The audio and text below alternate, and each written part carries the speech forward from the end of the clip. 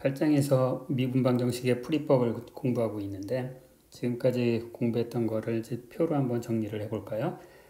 자, 우리가 미분 방정식을 이제 분류를 할 때 몇 차 도함수까지 포함하고 있는가 그거에 따라서 미분 방정식을 1차 미분 방정식, first order라고 하는 것은 이제 1개 도함수까지만 포함되어 있는 걸 얘기하고요. 그 다음에 우리가 2개 도함수까지 포함하고 있는 그런 미분 방정식 이제 두 가지를 특별히 이제 공부를 하고 있죠. 그 다음에 이 미분 방정식의 속성 중에 굉장히 중요한 속성 중에 하나가 과연 그것이 선형 미분 방정식이냐. 선형 미분 방정식이라는 건 내가 관심 있는 함수 y, 그 함수의 도함수들의 기껏해야 1차 항까지만 포함되어 있는 걸 리니어라고 하고, 그 다음에 이제 제곱항 이상부터 포함되어 있는 것을 이제 non-linear라고 부르죠. 그러니까 1차 항이 아닌 다른 것들이 포함되어 있는 것들은 전부 다 non-linear예요. 그럼 이 중에서 우리가 이 체계적인 방식에 의해서 어떤 미분 방정식이 있더라도 항상 풀 수 있는 거, 그건 이제 first order고 linear인 경우는 그 앞에 개수가 어떻게 됐던지 간에 그 소스 텀이 있건 없던지 간에 우리가 항상 풀 수 있었어요. 얘는 항상 풀 수 있었고, 이 풀이를 위해서 우리가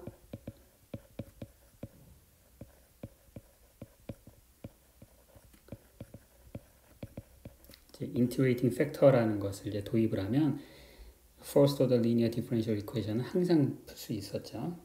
그 다음에 이제 first order인데 non-linear다. 이런 경우에는 일반적인 풀이법은 없지만 다행히 이제 걔네들이 이제 변수 분리가 가능하면 그러면은 이제 또 역시 non-linear 하더라도 이 문제를 풀 수가 있었고요. 그 다음에 이제 second order 미분의 차수가 올라가면 일반적으로 이제 풀이법이 점점 더 어려워지고, 그래서 세컨드 오더에서는 일반적인 풀이법이 이제 알려져 있지 않은데 그 중에서도 이제 심지어 선형인 경우에도 제너럴 솔루션을 구하기가 상당히 어렵고요. 근데 이제 이 경우에는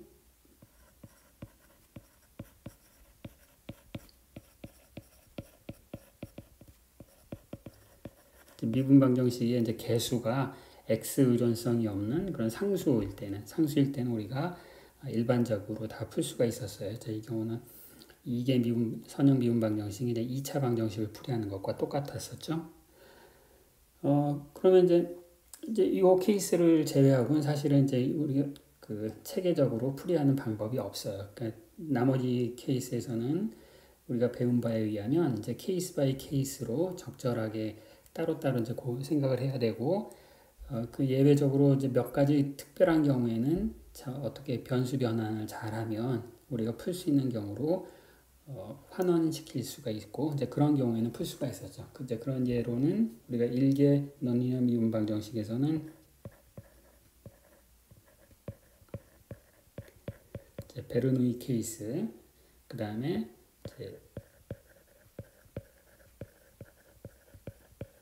미분 방정식이 non-linear하지만 homogeneous한 경우, 이 호모지니어스하단 말이 무슨 뜻인지는 여러분들이 교과서하고 지난번 수업을 참고하시고요.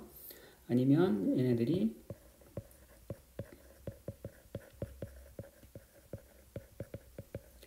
미분 방정식이 exact differential 꼴로 쓰여지는 경우, 이런 경우는 뭐 변수 변환을 적당히 잘하면 얘네들이 이제 separable한 케이스로 이제 변환이 돼서 이제 그 경우는 풀 수가 있는 거죠.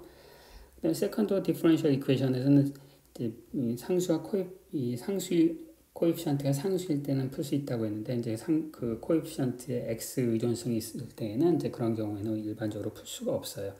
지금은 안 하지만 여러분들이 수리물리 2의 경우에는 그 개수의 x 의존성이 들어가는 이제 그런 것들을 배울 텐데, 이제 그런 경우에는 케이스 바이 케이스로 우리가 문제를 어떻게 해결할 수가 있는데, 이제 그럴 때 나오는 것들이 이제 일반적으로는 풀 수는 없고 아주 특별한 케이스에서만 우리가 풀 수가 있는데, 그때 나오는 구하는 해들을 이제 스페셜 펑션이라고 불러요. 스페셜 펑션, 뭐 여러분들의 네임드란 말 뭐 흔히 쓰시죠. 그래서 워낙 풀기는 어렵지만 자주 나오는 미분 방정식들이어서 사람들이 풀어서 해를 구해놨고 그래서 특별히 이름을 붙인 것들이 있는데 그런 애들 스페셜 펑션이라고 불러요. 그 나중에 수리물리 2 때 배울 거예요.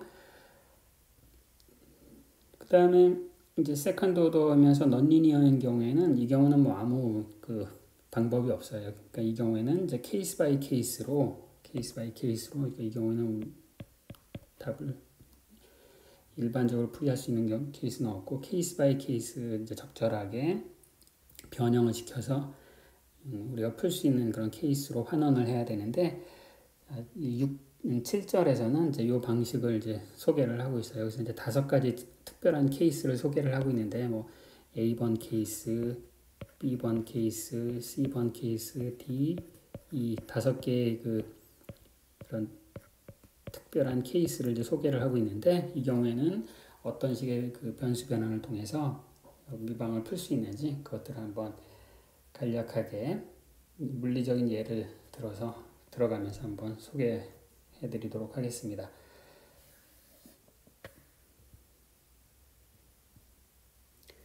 자, 우선은 이제 첫 번째 케이스로 자, 미분 방정식에서는 내가 이제 y라는 함수를 알고 싶은 거예요. 그럼 이제 미분 방정식이 y도 들어가고 y 프라임도 들어가고 y 더블 프라임까지 들어가고 그 다음에 이제 독립변수 x가 필요한데 첫 번째로 소개하는 이제 예외적인 케이스는 이제 미분 방정식에 y가 없는 거예요. y가 그런 케이스가 있다고 쳐봅시다. 자, 이제 이런 케이스에서는 이 경우는 어떻게 이 미분 방정식을 해결할 수 있냐면은 내가 y 도함수를 뭐로 하는 거야? 어떤 새로운 함수 px로 정의를 하는 거예요. 자, y의 도함수는 px다 라고 하면 이제 이렇게 새로운 함수 p를 도입을 하는 거예요. 그럼 어떻게 되는 거예요? 그럼 이제 y 더블 프라임은 뭐가 되는 거냐면은 p의 그냥 프라임이 되죠. 그렇죠? 그럼 원래 이제 y에 대한 미분 방정식이 y 프라임, y 더블 프라임, x가 포함되어 있는데 y는 없다고 했으니까 그런 경우 그럼 이제 미분 방정식이 뭐가 들어간 거예요? y 프라임이 p라고 불렀고 y 더블 프라임이 p 프라임이고 x 이렇게 되니까 이건 뭐가 된 거예요? 1개 미분 방정식이 됐죠. 그렇죠? 그럼 이거는 앞서 페이지에서 소개해드린 바와 같이 이제 그러니까 리니어인 경우에는 인티그레이팅 팩터로 풀고 넌리니어인 경우에는 세퍼러블 케이스랑 비교를 해서 풀고 그럼 이제 우리가 풀 수가 있는 거네요. 그렇죠? 자, 이것은 이제 그러면 미분 방정식인데 내가 구하고 싶은 게 y인데 그게 그 y 자체는 안 들어가고 도함수만 들어간 게 무엇이나 이제 그 물리적인 예를 하나 소개시켜 드리면 이런 거죠. 자, 우리가 미분 방정식을 이제 물리에서는 역학 문제를 풀 때 가장 많이 나오는데 그때 전하를 띄고 자기장이 있는 공간에서 움직이는 그런 물체를 한번 생각을 해봅시다. 그럼 이게 이제 운동 방정식이죠.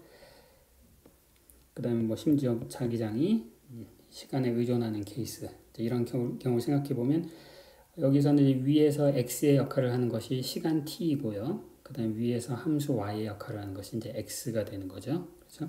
그럼 여기 보면은 x의 1개 미분, x의 2개 미분은 있지만 x 자체는 여기 미분 방정식에 포함이 안 되어 있네요. 그럴 때 이제 어떻게 하라? 그러면은 내가 새로운 변수를 도입해. 어떤 변수를 도입할 거냐면은 1개 미분을 새로운 변수로 도입을 해. 근데 이 물리에서는 이게 뭐예요? 이게 속도죠. 속도. 자, 그럼 내가 이제 x를 구하지 말고 속도를 구해 봅시다. 이 속도는 뭐가 되는 거예요?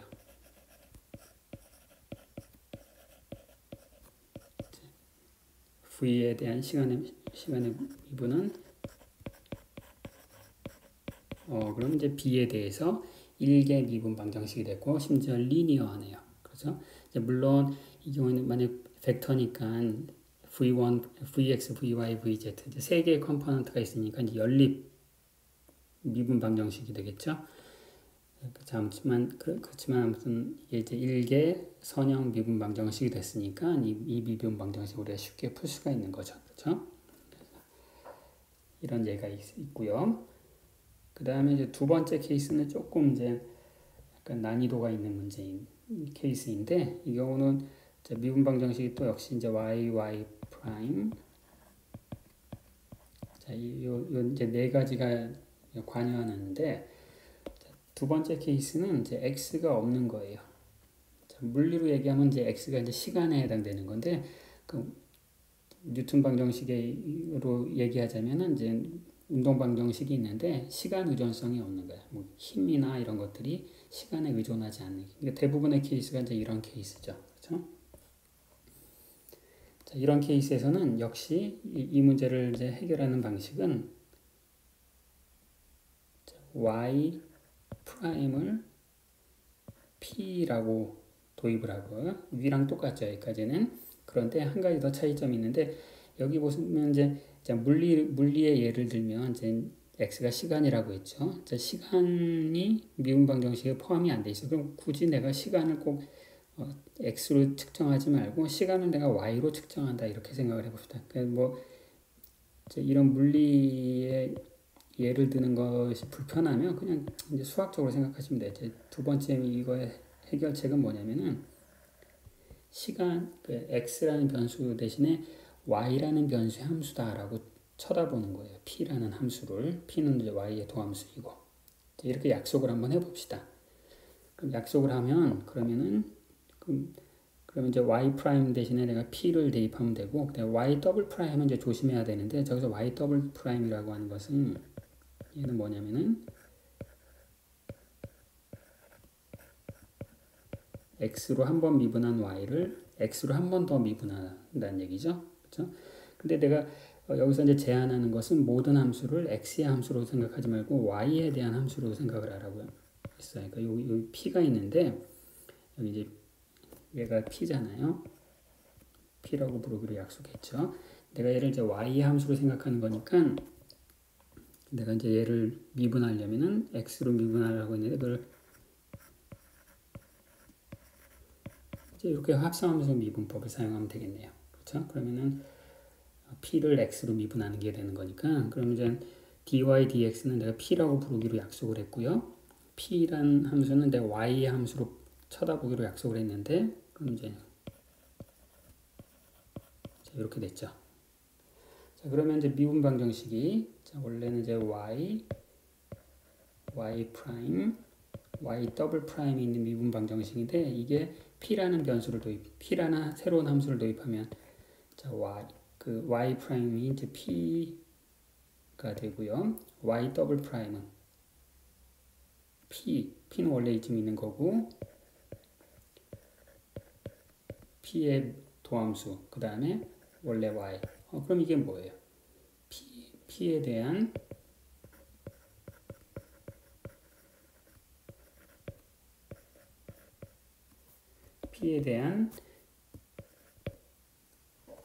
일개 미분 방정식이 되는 거니까, 이것으로부터 바로 py를 이제 구할 수가 있는 거죠. 그렇죠? 그럼 py를 구한다면 구한 py를 일단 제일 처음에 이제 얘를 구하고, 그 다음에 이렇게 구한 요 py를 이제 도로 여기로 들고 가면은, 그럼 이제 y에 대한 미분 방정식, 즉 일개 미분 방정식을 두 번 풀면 이제 해결되는 거네요. 그렇죠? 이게 미분 방정식이 원래 어려운데, 지금 두 번째 케이스에서는 이런 방식으로 일개 미분 방정식을 두 번 푸는 거로 환원을 시킬 수 있다. 이제 그 내용이 되겠습니다. 자, 이것을 이제 요 예제를 한번 소개를 해드릴게요. 이 예제는 연습 문제 5번인데, 이 연습 문제 5번에 보면 이런 미분 방정식을 한번 풀어봐라.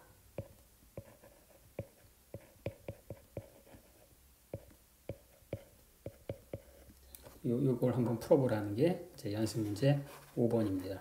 자, 이건 보시면 이게 미분이 들어가 있고요. 이게 미분이 들어가 있고, 더군다나 비선형이네. 그러니까 이거는 그냥 이 자체로는 거의 이제 해결이 불가능한 그런 문제인데, 풀기 난망한 그런 문제인데, 지금 이제 소개해드린 이 테크닉을 가지고 쉽게 풀 수가 있어요. 근데 사실 이제 이 문제는 무슨 문제냐면은 역학 시간에 혹시 소개받았을지 모르겠고요. 아니면 이제 여러분 수리물리 2 시간에 이제 요걸 다시 한번 보실 기회가 있을 텐데, 여기 이제 x가 이렇게 있고 이게 y인데, 여기를 뭐 이를테면 여기 l 여기는 마이너스 l인데 양 끝점이 고정된 상태에서 내가 줄을 늘어뜨려요. 줄을 늘어뜨리면 그럼 중력에 의해서 줄이 아래로 처지겠죠. 어떻게 처지느냐? 중력과 줄 사이에 장력이 균형을 이루면서 이렇게 아래로 이렇게 쭉 처지게 되는데, 자, 요렇게 처지는 요 선을 우리가 뭐라고 부르냐면 현수선이라고 불러요. 현수선. 여러분 다리 중에 현수교라는 게 있잖아요. 뭐 금문교 대표적인 거고, 요 선을 장력과 중력이 균형을 이루어서 이렇게 늘어뜨려져 있는 그 선을 현수선이라고 부르는데, 그럼 요 현수선의 방정식을 구하시오. 이 현수선의 방정식은 바로 이제 이런 미분 방정식을 이제 만족을 하게 돼요. 그래서 이 연습 문제 소개하는 거는 그냥 이걸 이제 유도를 하지 않고 그냥 이게 현수선인데 이것을 한번 해를 구해 보시오. 이제 그게 되겠습니다.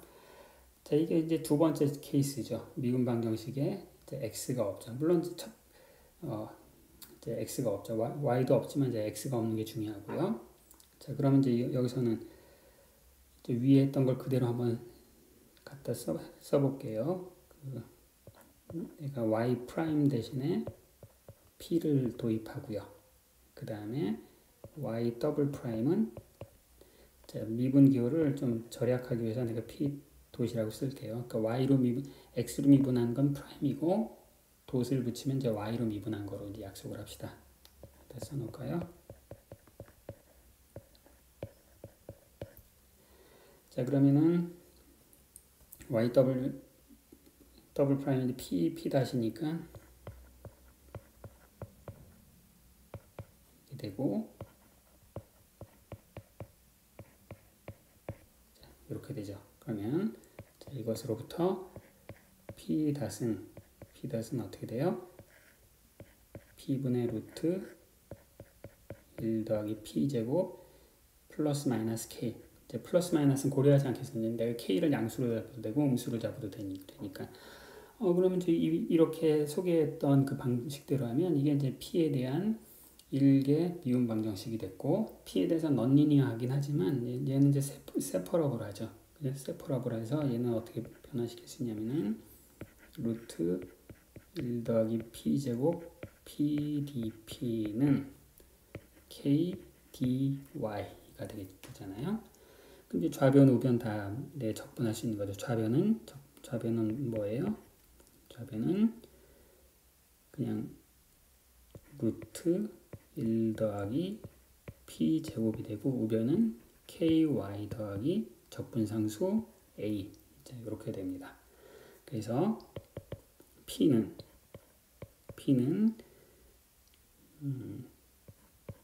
ky 더하기 미지의 적분상수 루트 빼기 1이 되고, 근데 이 p가 뭐였어요? p가 다름 아닌 이제 얘가 y 프라임이었잖아요. 그럼 이제 여기서 y에 대한 일개 미분 방정식을 또 한 번 풀면 되는 거죠. y에 대한 일개 미분 방정식을 또 한 번 풀면 돼요. 요 과정은 이제 안 보여드릴 텐데, 요 답을 풀면 이제 y는 현수선이 어떻게 생기게 되냐면, 현수선의 답이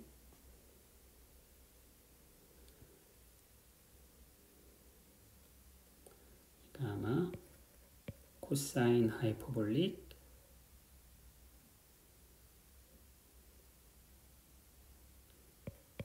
k분의 1 코사인 하이퍼볼릭 kx 더하기 a 더하기 b 이런 식이 돼요. 즉, 요 방정식이 이제 코사인 하이퍼볼릭 함수가 되는데, 자, 제가 여기 이제 식을 좀 뭉개서 썼는데, 앞에 여러분들이 금방 계산해서 답을 채우실 수 있어요. 그러면 이제 이거 지워버리고, 여러분들이 답을 완성해 보세요. 얘는 이제 대략 이제 y는 코사인 하이퍼볼릭 어쩌고저쩌고 뭐 이제 요런 함수가 돼요. 옆에 이제 또 뭐가 이렇게 붙고요. 실제 한번 확인을 해 보십시오. 그래서 이 다리에 늘어뜨려져 있는 혹은 여러분들이 손으로 신발끈 줄을 잡고 양끝을 잡고 있으면 이제 신발끈이 아래로 처지잖아요. 그 처지는 게 다름 아닌 코사인 하이퍼볼릭 함수가 된다. 그 내용이 되겠습니다.